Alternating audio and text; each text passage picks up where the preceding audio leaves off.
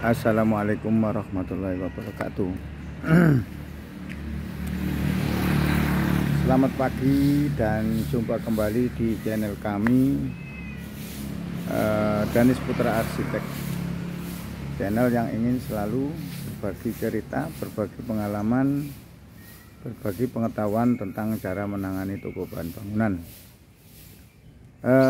Pagi ini saya ingin membagikan sedikit pengalaman saya tentang cara menabung bagi pemilik toko bahan bangunan.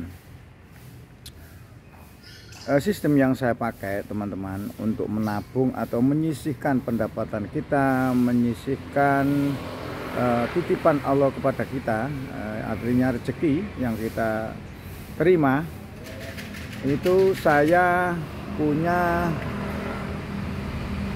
sistem yang agak unik, tapi sebenarnya ya ini kuno. Tapi untuk menabung itu tidak ada yang kuno, tidak ada yang modern, teman-teman. Karena kuno itu menabung itu baik dan modern pun juga lebih baik.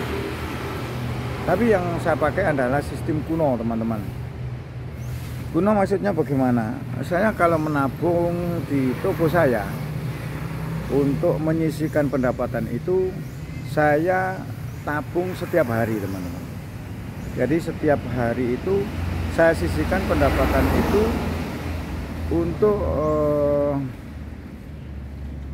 untuk berjaga-jaga di kemudian hari.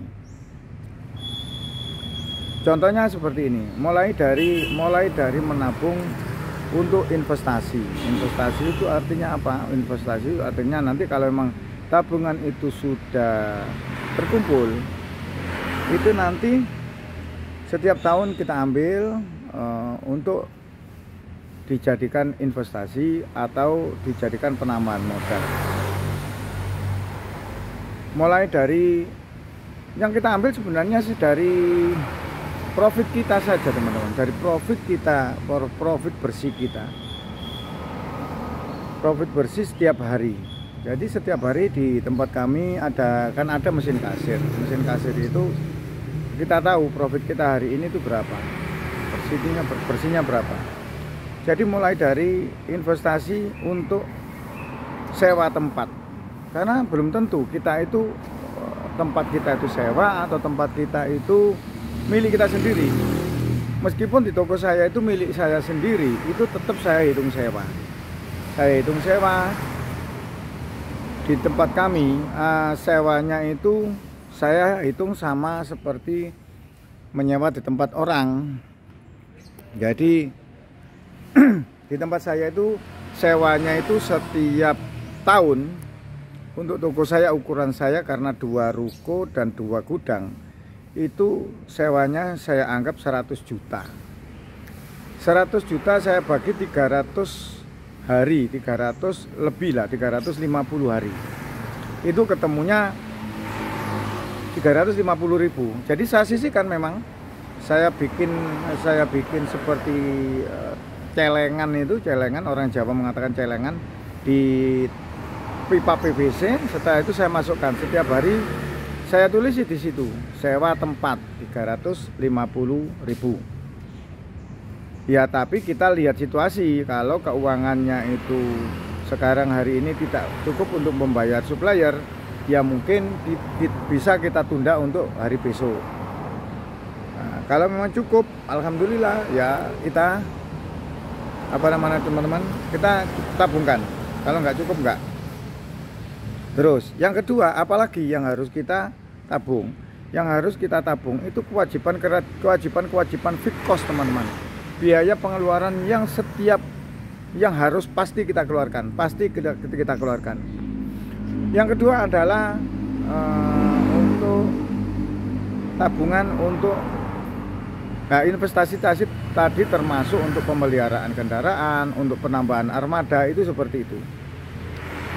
Yang kedua adalah pajak, teman-teman. Pajak itu kita hitung omset kita. Omset kita satu hari katakan 10 juta.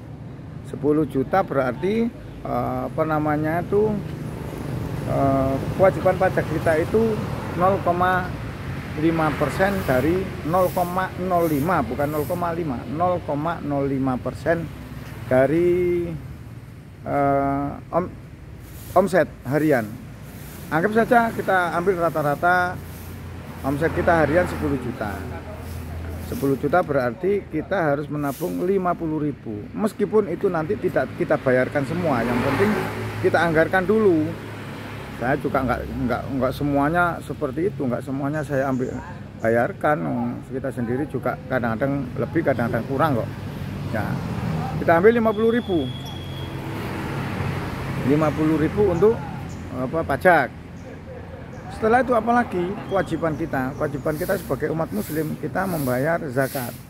Zakat itu saya anggap, kalau saya anggap harta saya yang berjalan untuk untuk berjalan uang dagangan kita, aset dagangan kita, saya anggap 1 miliar. Kalau 1 miliar itu berarti kewajiban zakatnya kan 2,5% kali 1 miliar, itu berarti 25 juta. 25 juta kita bagi dalam 350 hari. Termnya berapa? Ya perkiraannya antara 75.000. Nah, kalau kita 100.000 kan berarti kali 300 kan sudah 30 juta. Ya, 75.000 atau 65.000. Itu kewajiban fixed cost, atau kita mengatakan kewajiban yang harus kita keluarkan dalam setiap tahun. Nah, itu kita sendirikan teman-teman. Supaya apa? Supaya kita nanti dalam waktunya untuk mengeluarkan itu kita tidak kesulitan. Kita tidak kesulitan dalam menjalankan usaha ini. Terus setelah itu baru kita untuk pengeluaran untuk pengeluaran karyawan harian, ya kita ambil dari sisa-sisa itu. Profit itu kan masih lebih dari cukup. Itu maksud saya untuk investasi, untuk tabungan, dan untuk untuk kewajiban yang harus kita bayar dalam setiap tahunnya.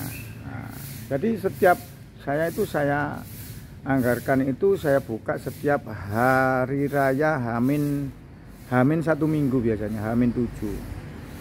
Dari zakat itu kita kan bisa mengalokasikan untuk apa saja. Yang penting zakat itu kita bayarkan, kita berikan kepada yang berhak menerima zakat. Yang berhak menerima zakat itu siapa? Ya fakir, miskin, gharim, dan lain-lain. Yang penting dalam tuntunan agama kita itu berhak menerima zakat, nggak masalah, termasuk karyawan kita. Nah, dari karyawan itu kita bisa memberikan sebagai THR. Zakat kita berikan sebagai THR. Dan yang lain-lain ya tetap saja tetangga kita atau saudara kita, atau bila perlu orang tua kita yang keadaan kondisi ekonominya di bawah standar, atau standarnya bagaimana? Ya, standarnya sekarang kan standarnya nggak ada fakir miskin itu ukuran. Dulu itu fakir itu orang yang tidak bisa makan, terus miskin itu juga seperti itu. Terus gharim, kalau sekarang dihitung gharim, teman-teman, gharim, semua orang sekarang menjadi gharim. Karena apa? Karena banyak utang kreditan. Tapi bukan hal seperti itu yang dimaksud gharim. Gharim itu memang tidak memiliki harta benda dan masih banyak utang. Nah, untuk masalah itu ya, kita tanyakan kepada Ustadz Yai, teman-teman, karena bukan kapasitas saya menjawab itu. Nah, untuk memudahkan usaha, untuk memudahkan kita itu mengelola toko atau mengelola usaha kita, saya pakai pedoman seperti itu.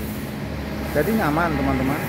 Kita nggak, waktunya kita butuh uang untuk membayar pajak, kita juga nggak kesulitan. Waktunya kita butuh uang untuk menambah investasi, kita nggak kesulitan. nggak terasa teman-teman, karena sedikit demi sedikit. Lain halnya kalau kita butuh uang untuk membayar zakat, kita tidak punya tabungan sama sekali, ya kita sendiri yang repot. Nah, setelah itu untuk membayar untuk memberi THR juga seperti itu. Kalau kita tabung setiap hari, karena kita mendapatkan pendapatan itu setiap hari teman-teman, kita mendapatkan keuntungan itu setiap hari, jadi kita sisihkan setiap hari, jangan setiap bulan atau setiap nanti waktunya, jangan ditunda. Karena saya sudah berkata berkali-kali, kesulitan itu kalau kita selesaikan sedikit demi sedikit, nantinya itu akan menjadi kemudahan teman-teman. Nah, mengelolanya seperti itu. Kita ukur dengan kemampuan kita ukur dengan keuangan kita. Perkara yang kemarin itu untuk mengelola toko supaya nyaman, mengelola toko supaya perputarannya itu stabil, kemarin kan sudah saya berikan tutorialnya.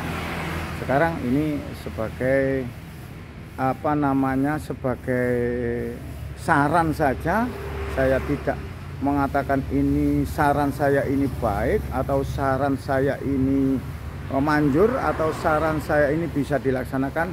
Itu tergantung teman-teman sendiri, dilaksanakan bisa, tidak dipakai juga nggak masalah. Demikian, semoga video ini bermanfaat di pagi yang cerah ini, tanggal 2 Mei 2024. Saya akhiri, assalamualaikum warahmatullahi wabarakatuh.